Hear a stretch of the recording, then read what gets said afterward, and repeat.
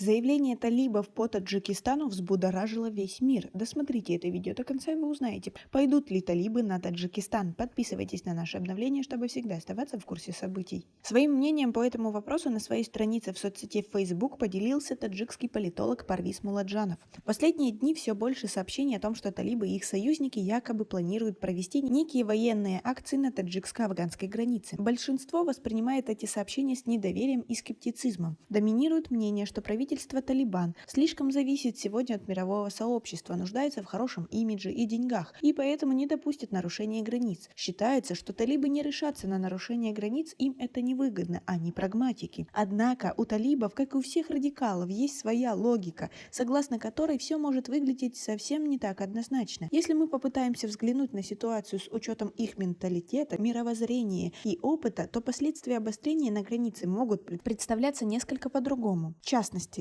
как давление на Таджикистан.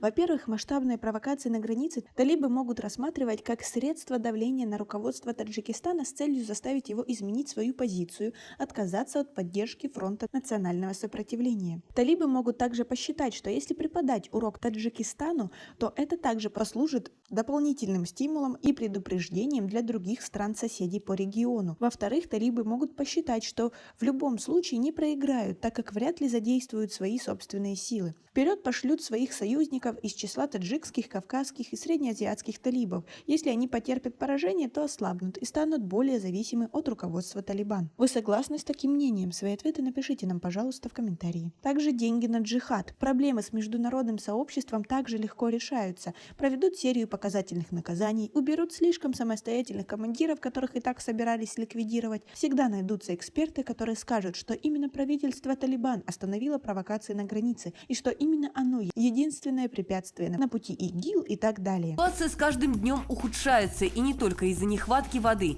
Людей пугает нищета и неопределенность. Многие лишились работы, а цены после прихода к власти талибов на топливо и основные продукты питания только растут.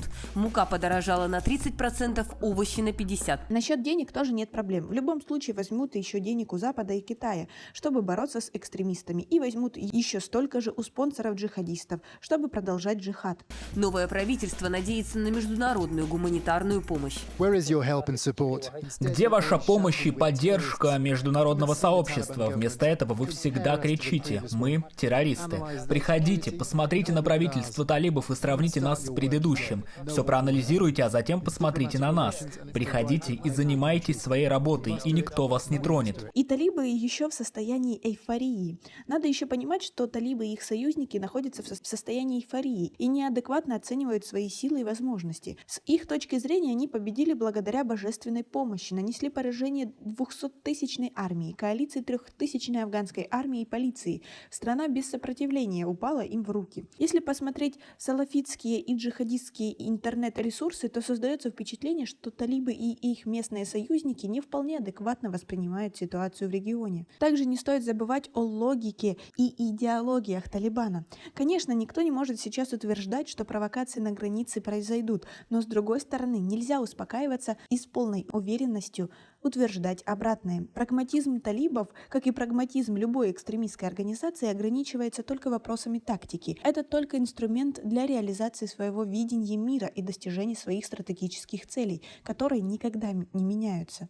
Так что в полной мере говорить о том, что Талибан никогда не выйдет за рамки границы Афганистана и верить их убеждениям, что никогда не нападут на страны СНГ, бессмысленно и беспочвенно, говорит эксперт. А вы с ним согласны? Свои ответы напишите нам, пожалуйста, в комментарии. У нас пока на этом все. Оцените наше видео подпиской и лайком. До скорой встречи.